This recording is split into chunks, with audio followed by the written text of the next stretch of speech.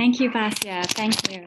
And thank you to everyone. Sarah Leva, it's so beautiful listening to you join and say Rafet. It's like so paramount to this time now also. So it's really wonderful that we're having this until Purim. Rabbi Gid, everyone, Chaya, Judith, and Nomi, thank you, everybody. And now we are going to turn to our series we've been having with Leah Friedman on The Lost Princess, and we look forward. Thank you, Leah. Hi, thank you.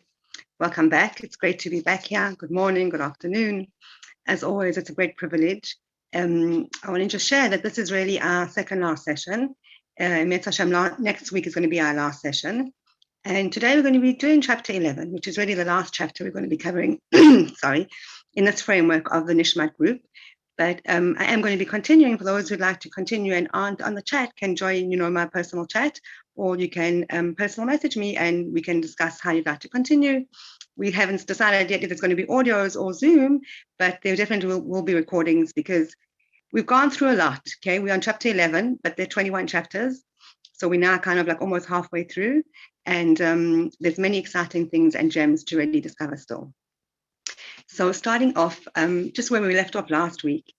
Last week, if you remember, we discussed how the viceroy, at the last few hours, the short walk away from the palace, he somehow falls and he sees this tree with beautiful apples, and he was told that he's not allowed to eat on this last day. And he looks at these apples and they're very desirable in his eyes. And in that moment, the Yetzer Hara manages to just grab him in that moment that he lost his focus on the goal of freeing the princess. And he eats an apple and he falls asleep. And he sleeps for a very, very long time. And in today's chapter, we see that the viceroy is still in this deep, deep sleep. For many, many years he sleeps.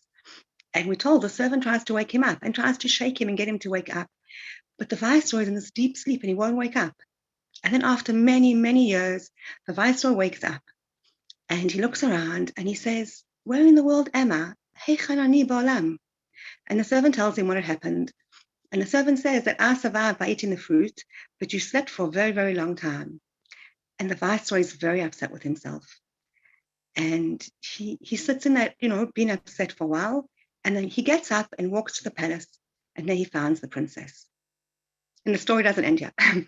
But this is the chapter we're going to be discussing today. So to set our intention in today's class, we want to understand what actually is the viceroy's behavior.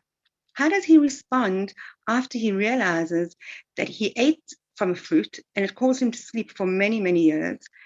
And in a way, it kind of like has deterred his path because now he's stuck. He kind of like failed one of his conditions he was not supposed to eat.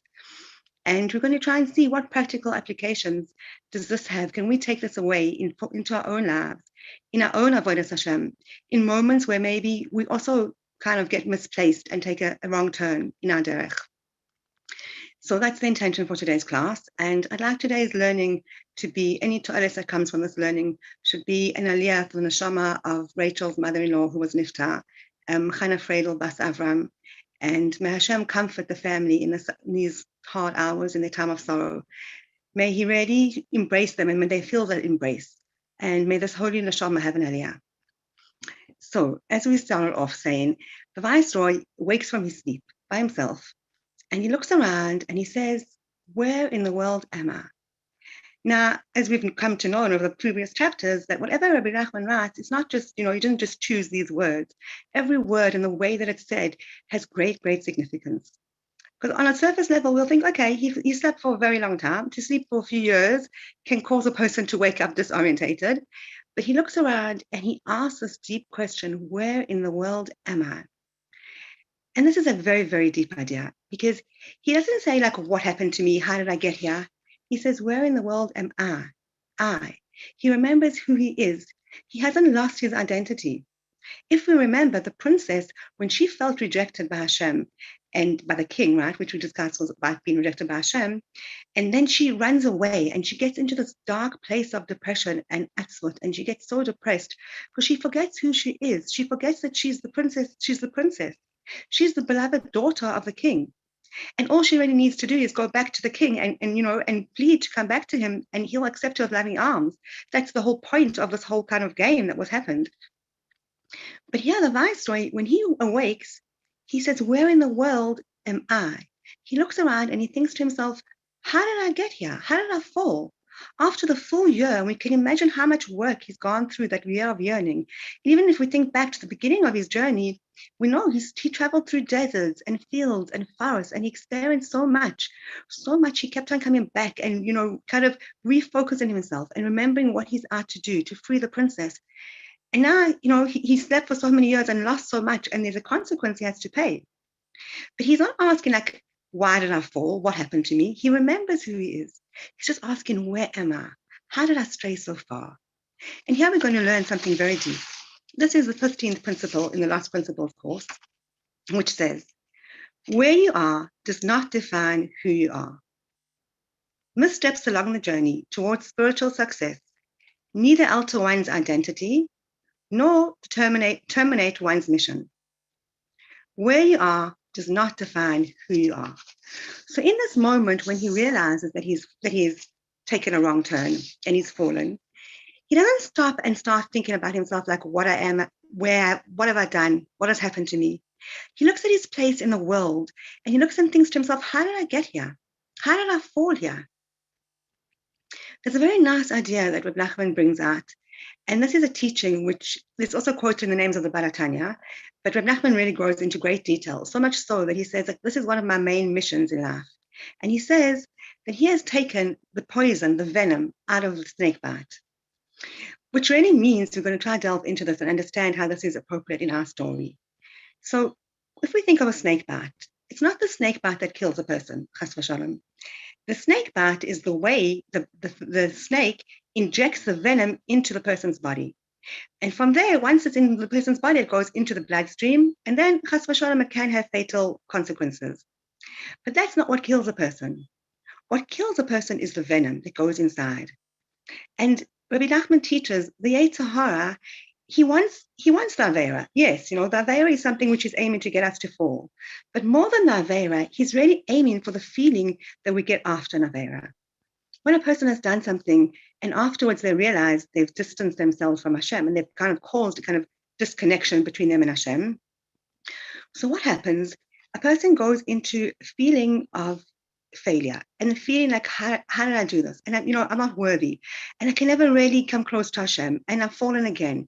And it could be something which, comes up again and again, a pattern which in a certain area has a weakness and he keeps falling in the same area. And a person can get so depressed and really like lose themselves in that feeling. And we know this is what happened with the princess, really, that she got so upset that she managed to fall into a place of depression. And that depression is exactly what the Yetzer Hara wanted. And that's how the no good, that evil force, managed to captivate her and take her into its palace where we know she's being captive. So really, it wasn't that she ran to a room that was the problem. It's when she fell into that point of depression and felt like there's no hope for me, and she forgot she's the king's daughter, that depression managed to overcome her, really. And that's what the Yetzer Hara's aim is. So Rav Nachman is teaching us, we have to remember who we are. As we say in the first principle, at our core, we are holy. Our essence is a chelek Elokei Mimal. We are part of Hashem. So being that we are part of Hashem, even if we do fail and we do take a wrong turn and we do things which maybe again and again we're doing the same mistakes even, but we are never far away from Hashem because our essence is with Him. We that candle that is continuously flickering upwards, we're yearning to become close to Hashem. And Rav Nachman has a parallel teaching in Likutei Moharan, which says that sometimes a person can be really drifting away and they can find themselves in a sea of, dark thoughts and maybe physical temptations and maybe confusion or anxiety or self-doubt, all those negative characteristics which sometimes comes with adulthood and our experiences in life, our challenges.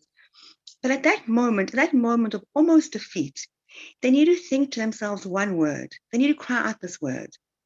Ayeh, where? Where is Hashem? Makom Kvodo. Where is Hashem's glory? Where am I? Where is my soul?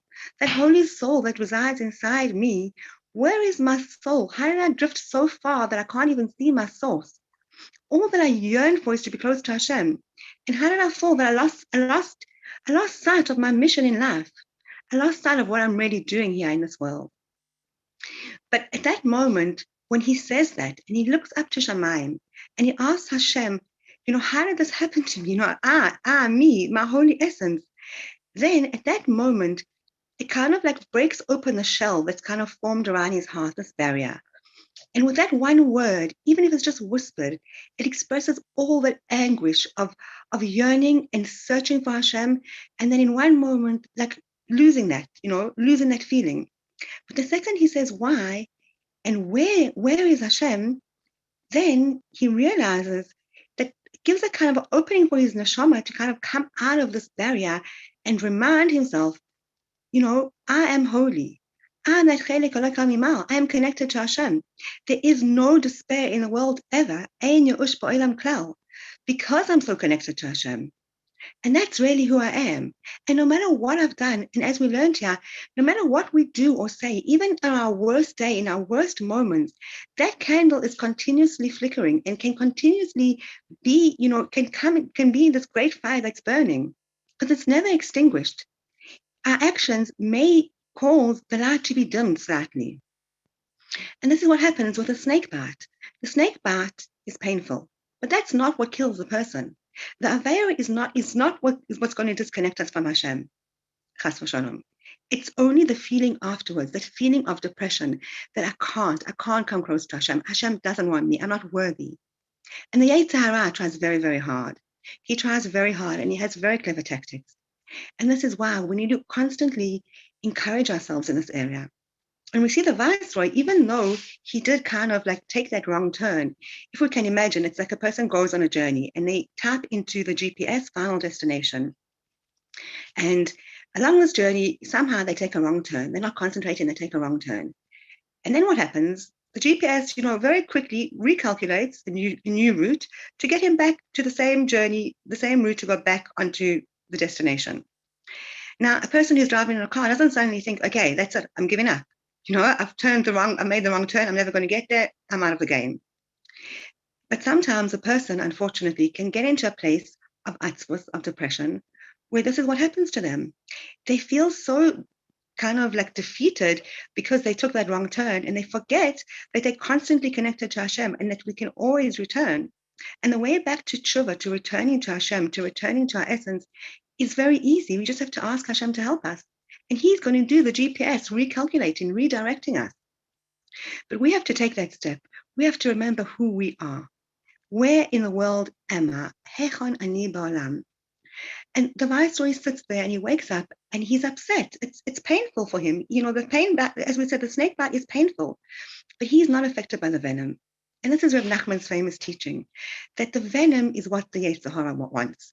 And even after we've fallen, chas v'shalom, we have to remember we are always able to connect. That is our potential. That is who we are. That is our essence. That is our core. And really, this is what happens to the Viceroy. And there's a beautiful teaching of Rav Kook, which really goes into depth in this.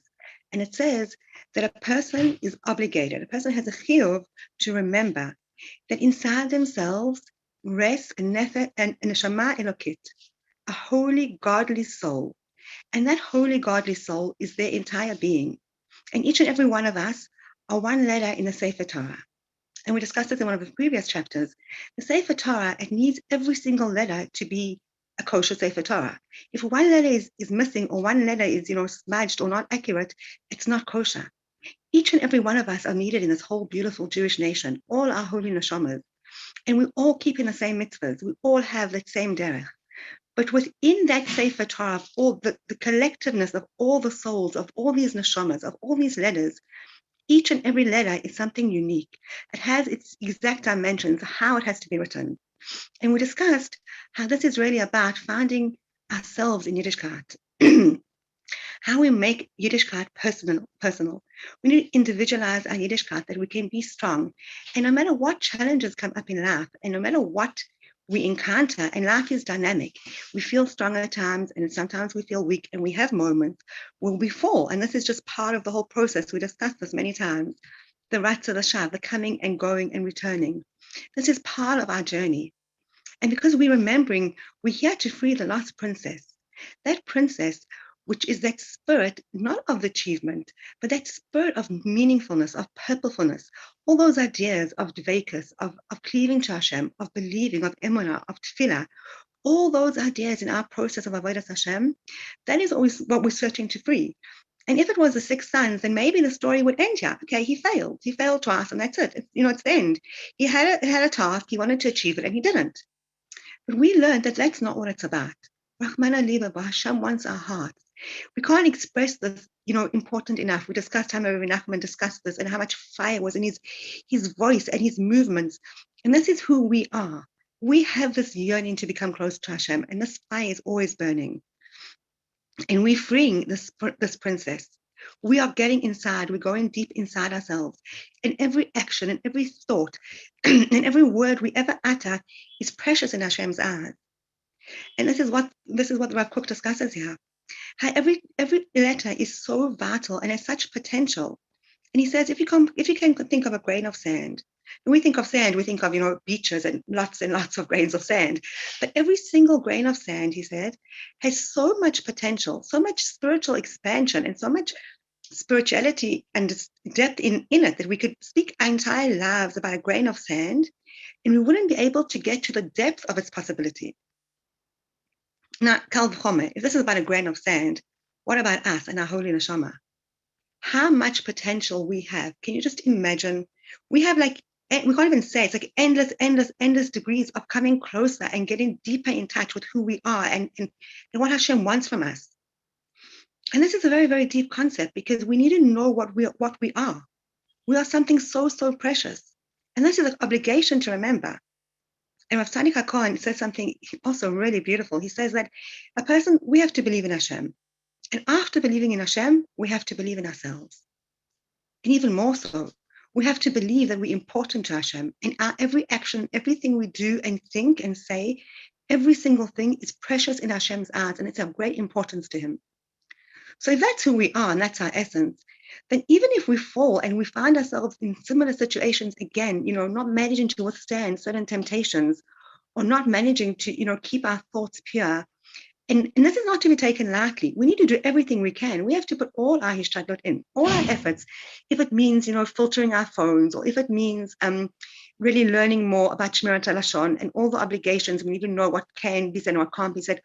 If we have to do everything we can in our power to not fall and to not just slip into that place where we forget who we are. But once we've fallen and we find ourselves in that spot, that's when we have to look up into the sky and say, Hashem, where am I? Where is my soul? Where is my connection? Have I lost sight of what I'm yearning for? And here we see the Viceroy really in a beautiful way. He's really rectifying the princess's mistake, because we remember that what she did was a grave mistake, that she ran to her room and just forgot, and she said she was so heartbroken and she got into depression, and that's where, the other side, the palace of the no good, captured her. And here the Viceroy is doing the opposite. He's fallen and he wakes up and he says, where in the world am I? Where is the me? What has happened? And from here, from this place, it's very easy to go back to Hashem. This is really where the spiritual essence starts. And we learned this in great detail when we discussed the idea of traveling and how the Viceroy goes through these deserts and fields and forests. And we discussed how avodas Hashem is something which is so dynamic. It's continuously a pattern and a journey. And it's really not about the final destination, because the destination is the journey. The journey is the destination. Every day, every action we do, and every moment, and every thought, and every time we try, that is all part of what we're doing here. That is our point. And this is how the Viceroy has succeeded in this part of his mission, because he remembers who he is and what he's out to do. And even in that moment where the snake bite is aching and it's painful, and it says the Viceroy was very upset with himself. He sat down, he felt upset, but he didn't linger in that place. From that place, he worked forward. And here we learn another very important lesson, something we discussed also previously. And this is the idea that there's idea of sadness and idea of brokenheartedness. There's idea of atzvus, depression, and the idea of lev nishbar. And what Hashem really yearns for us to turn to Him at that moment after we've so-called fallen and we've found ourselves in that place where we're asking, where am I? At that moment, he yearns for us to turn to him. And when we turn to him with our broken heart and we say, Hashem, where am I? I want to be close to you. It's you that I yearn for. It's you that I want to come close to. At that moment, with that broken heartness, that's the moment that really is the beginning of our ascent, of climbing out of that pit, of that spiritual slumber that we've fallen into, and really starting our way up closer to Hashem. And each time we say it's a spiral staircase, we just get closer and closer because we never fall to the bottom of the staircase. We just get to the bottom point of the next flight of stairs. And that's where the Viceroy finds himself now. And he realizes this because he remembers who he is. And there's a beautiful idea that the P.S. Letzner brings in. And he says, how can we really understand this distinction between depression and brokenheartedness? Because it's a very fine nuance, really. And he says like this, if you can imagine a really wealthy person who, whatever, something goes wrong in his businesses and he loses everything, but total bankruptcy. He has nothing left. Even his house he doesn't have. He has absolutely nothing. And he gets sad and he gets depressed and he even gets angry and he falls into this like dark, deep place.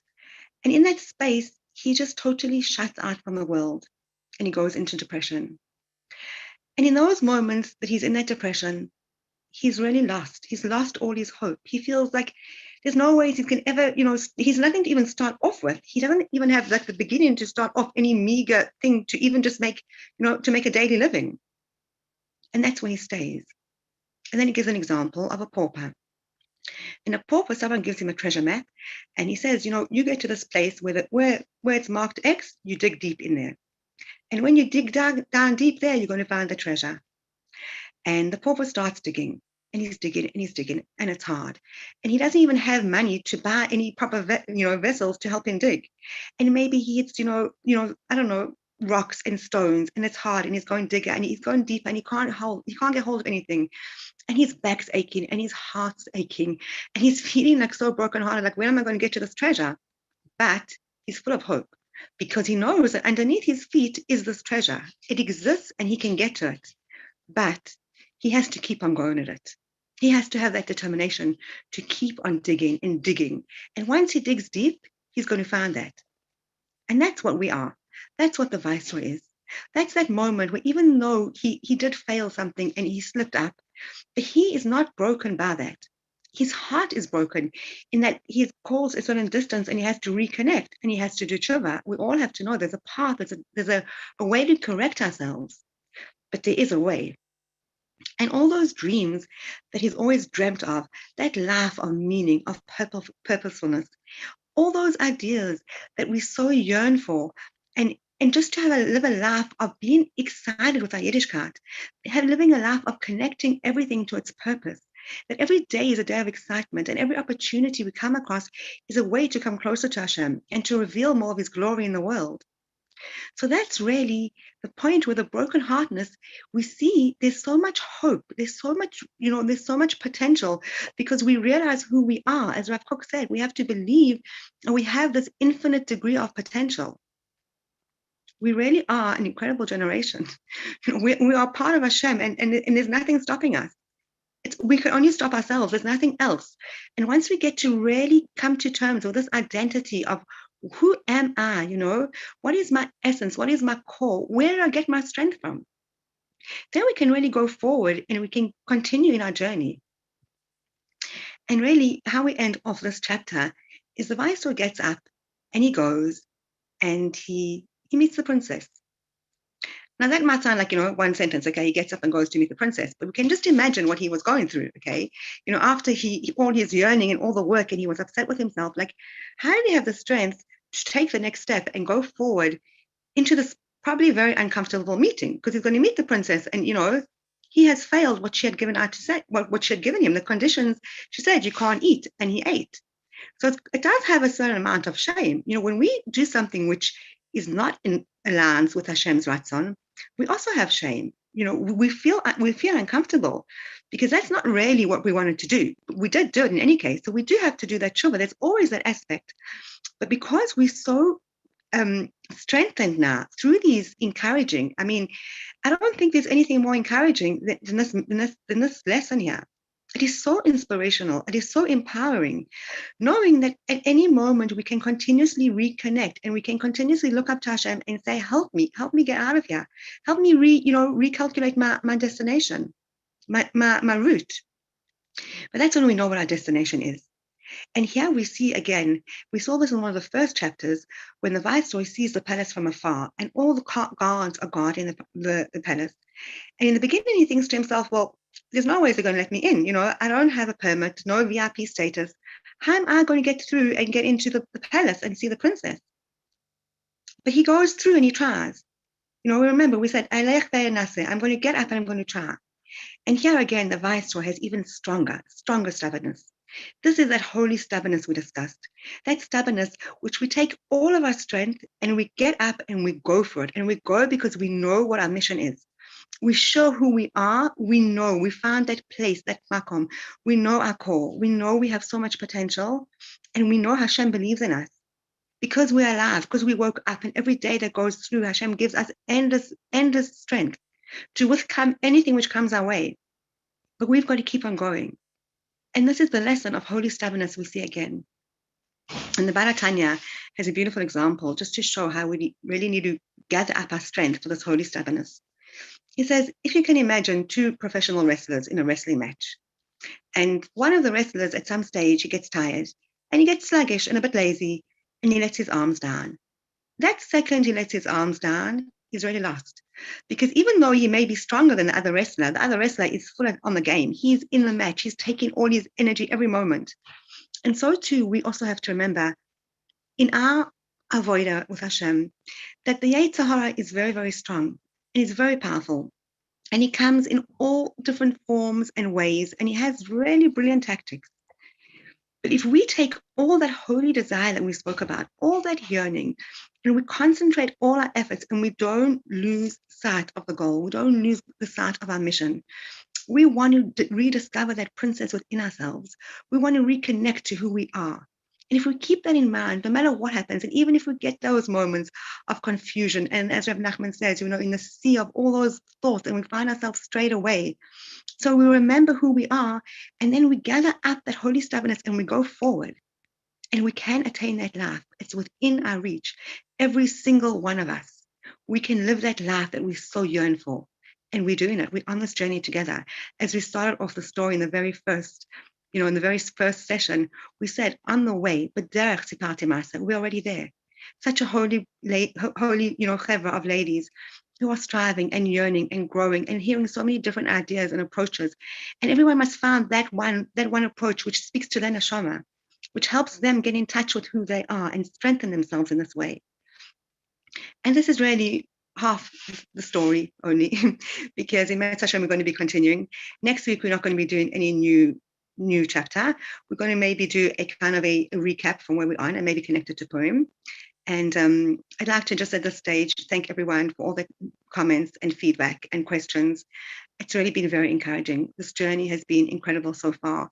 It's taught me so much. And every time I prepared for a lesson, I really managed to kind of like get in touch with another part of the story, another part of myself, which before, even though I read the book and did the course twice, it wasn't the same.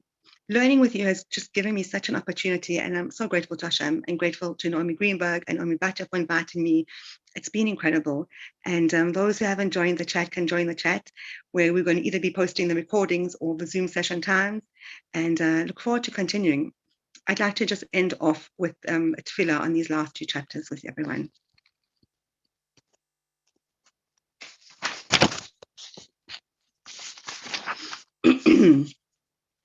Master of the universe, please allow the spirit of the princess to illuminate my life. Help that I shouldn't merely engage in avodas Hashem to fulfill the letter of the law and complete the checklist of obligation, but rather to engage with the spirit of Yiddishkeit, following the Bina intuition with which you gifted my Jewish heart to discover your true desire in all of my decisions. Father in heaven, I long to transform my life into a chariot for your presence, to learn myself even in that which is permitted and increase my holiness and my purity. Please give me the wisdom to perceive your hints and live in accordance with the desire of my soul, my true essence, which, like a flame dancing on a wick, wills nothing more than to leap beyond the physical bounds and connect to you, the source of all. Infinite you, infinite one. You who care infinitely about each and every Jew, and sent us, the exalted souls of our tzaddikim, to reveal the truth that where a person is does not define who he is. Please grant me the ability to internalize this concept and make use of it in my spiritual journey. Allow me to express my anguish in a healthy, constructive way, a way that does not obscure the essential essence of my holiness. Master of heaven and earth, hey Chainani Ba'alam, how can I spend so much time distracted from the mission for which I was sent to this world? You have granted me an unimaginably exalted soul, a soul that has the ability to accomplish wonders. Please help me escape the bonds that tie my hands and compel me to act in ways that are not aligned with my true desire for connection with you. I love you so much. So for next week, if anyone has any questions or thoughts on, wants to share anything, they can think about it before. If someone wants to ask on a personal level, they can, send a question in personally. And next week, Emet Hashem, I will answer that. Wow. Thank you, Leah. Thank you so much. You're so inspirational. And it's, this has really been our opportunity to